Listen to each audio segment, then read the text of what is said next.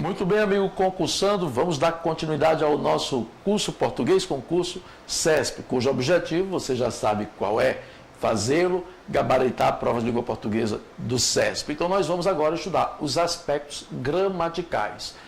Aquele conteúdo que eu mostrei a você na aula de apresentação, dizendo o quê? Esses são os conteúdos frequentes nas provas do CESP. Então, nesta aula, nós vamos compreender a concordância verbal e nominal, entender quais são os casos de concordância mais cobrados pelo CESP, como é que ele cobra a concordância em suas provas. O objetivo aqui não é ministrar uma aula de concordância, em hipótese alguma, é apontar quais são os casos de concordância e verificar algumas questões que foram apresentadas nas provas do CESP, para que nós possamos entender como é que nós devemos lidar com a instituição e resolver a questão de acordo com a cobrança do Instituto, perfeito? De acordo com a cobrança da instituição CESP. Você tem aí na apostila, no site, você já tem a apostila que é do curso de gramática. Então você deve baixar essa apostila e fazer o estudo em especial desses assuntos e resolver as questões, tá ok? Mas, terminada a aula de concordância, esta aula de aspecto gramatical envolvendo concordância, você já pode sim verificar provas do CESP e buscar resolver as questões de concordância. Eu tenho certeza que você não mais errará uma questão que seja comigo no quadro. Veja cá, sexta aula, aspectos gramaticais, a concordância. Bom, nós sabemos que existem vários casos de concordância, são várias as regras de concordância, só que nós iremos trabalhar com aquelas que são mais cobradas, são exigidas pelo CESP, perfeito? Então, há vários casos de concordância, tanto verbal quanto nominal. A necessidade que nós temos aqui é de conhecer como é que o CESP cobra em suas provas. E é isso que nós iremos nos ater, perfeito? Bom, verifiquemos. Em concordância verbal, o CESP abordará os seguintes casos. Primeiro, regra geral, minha gente. O que é a regra geral? Simples. O verbo deverá concordar com o sujeito em número e pessoas. Se o verbo está no singular, sujeito no singular, ok? Se o verbo está no plural, sujeito no plural. Então, o que comanda é o sujeito. Então, eu tenho sujeito está no plural, verbo obrigatoriamente no plural. Sujeito está no singular, verbo obrigatoriamente no singular. Não tem perdão. Alguns casos englobam a regra geral, como, por exemplo, coletivo. Coletivo é singular. Se eu tenho sujeito composto, verbo no plural, perfeito? Se eu tenho a presença de nome próprio no plural com artigo, verbo no plural. Pronome relativo, a depender do antecedente, verbo no plural ou no singular. Então, tudo isso engloba a regra geral. Como também engloba o próprio apassivador, o pronome apassivador. Aí, veja bem, é muito comum a instituição utilizar o pronome apassivador se e perguntar se o termo sujeito está concordando, ou se o verbo está concordando com o sujeito. Só que no momento que ele usa esse se, ele pode usar também a indeterminação do sujeito. Por quê? Porque nós sabemos que o se pode surgir como indeterminação ou como pronome apassivador. Ora, se ele surge como pronome apassivador, olha lá, se ele surge como pronome apassivador, eu vou ter o chamado sujeito paciente. Se eu vou ter o sujeito paciente, o verbo deverá concordar com o sujeito. Se o sujeito paciente vier no plural, o verbo no plural. Se o sujeito paciente vier no singular, o verbo no singular. Não tem perdão. Tá ok? Mas, se o se for como indeterminação? Se o se for como indeterminação, aí o verbo será na terceira pessoa do singular. Não tem como. Tá ok? Muito bem. Outro caso frequente, e nós vamos verificar isso no decorrer das provas. Coletivo, partitivo, mas nome no plural. Por exemplo, a maioria dos eleitores, ok? Concordam com... Deixa eu ajeitar aqui.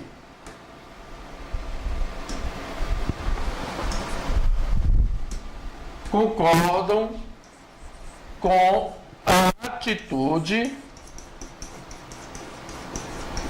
do governo. Pronto. Veja que eu coloquei aqui a forma verbal, concordam.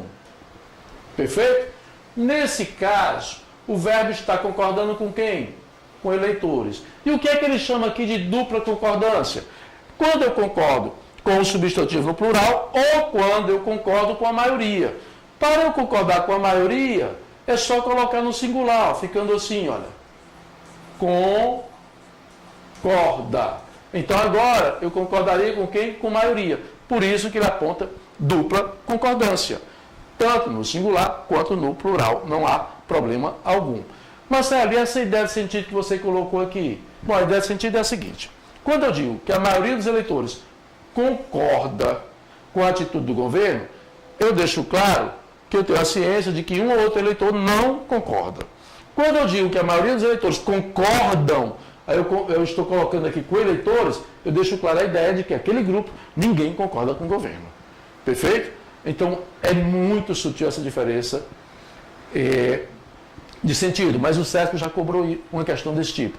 Quando ele apontou, a maioria dos juízes não está preparada para o cargo de conciliador. A maioria dos juízes não estão preparados para o cargo de conciliador. Aí ele perguntou, mantém a correção gramatical, mas altera a ideia de sentido? Verdadeiro, altera a ideia de sentido. E mantém a correção gramatical.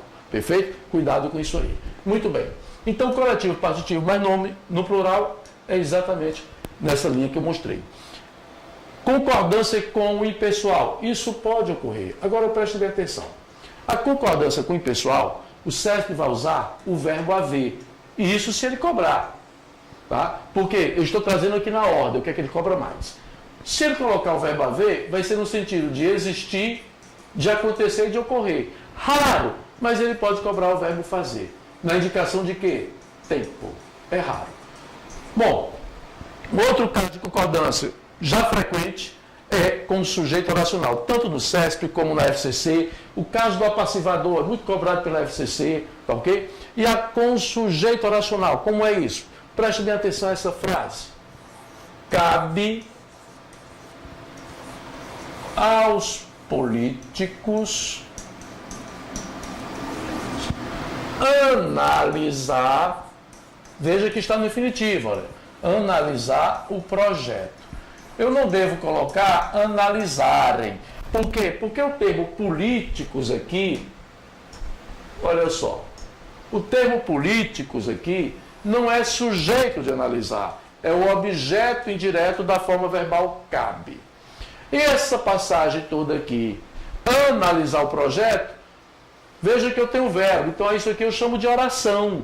Tudo isso aqui vai ser o sujeito da forma verbal cabe.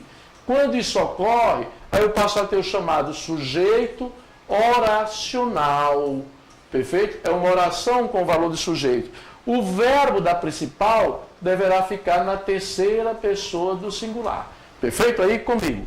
Então veja bem, esses são os casos presentes nas provas do CESP envolvendo concordância. Tá? Na ordem, regra geral, o apassivador e também o sujeito oracional. Vamos resolver agora duas questões comigo no quadro. Veja bem, só que antes vamos verificar a concordância nominal. Bom, a concordância nominal é menos exigida, mas ele vai envolver a regra geral. E o que diz a regra geral de concordância nominal? O adjetivo deverá concordar com o substantivo a que se refere, assim como o artigo, o numeral adjetivo, o pronome adjetivo. Pode ser, essa é a mais comum, é a regra geral. Mas ele pode apresentar um adjetivo para vários substantivos. Quando isso ocorrer, então eu vou verificar se o adjetivo está anteposto. Se o adjetivo estiver anteposto aos substantivos, ele vai concordar com o mais próximo. Perfeito? Se o adjetivo estiver posposto aos substantivos, então ele poderá concordar com o mais próximo ou poderá concordar com os núcleos. Ao concordar, deixa eu tirar aqui, ao concordar com os núcleos,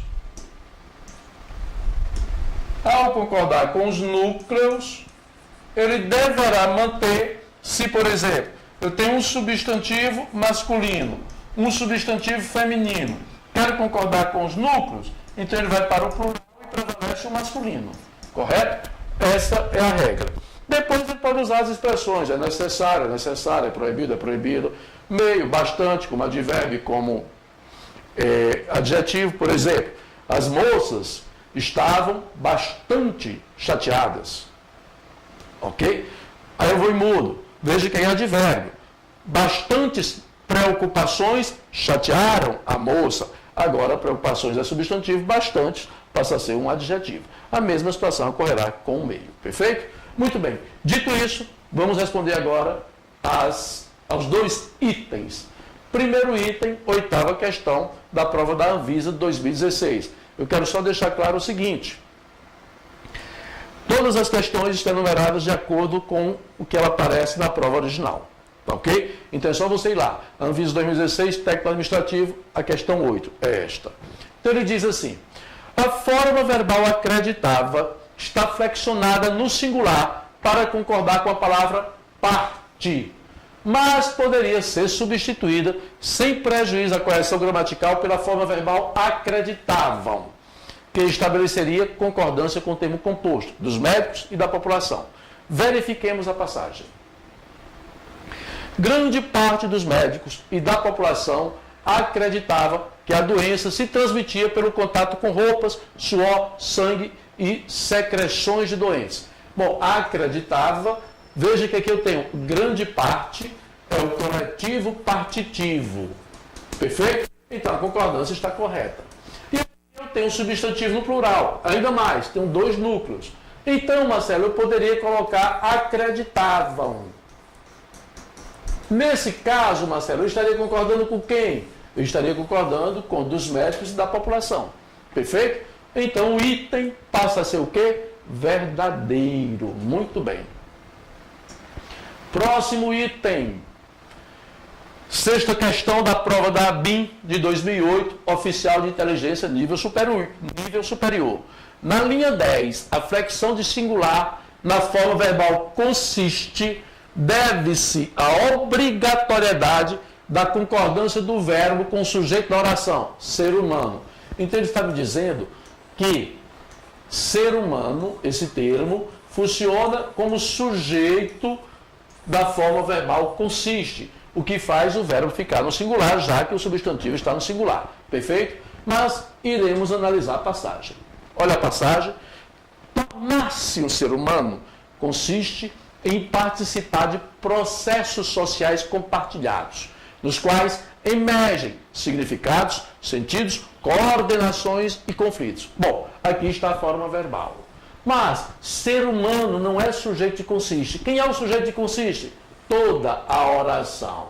Tornar-se um ser humano consiste. Então teria aqui o quê? Sujeito oracional, que faz o verbo da oração principal ficar na terceira pessoa do singular. Logo, o item passa a ser falso, pois o sujeito da oração não é o termo ser humano, mas sim toda a oração, tornar-se um ser humano. Perfeito? Comigo? Muito bem. Dessa forma, nós vimos aí os principais casos de concordância e como o Instituto CESP cobra em suas provas. Agora você pode sim buscar resolver questões das provas do CESP envolvendo aí concordância. É isso aí, até a nossa próxima aula e bons estudos.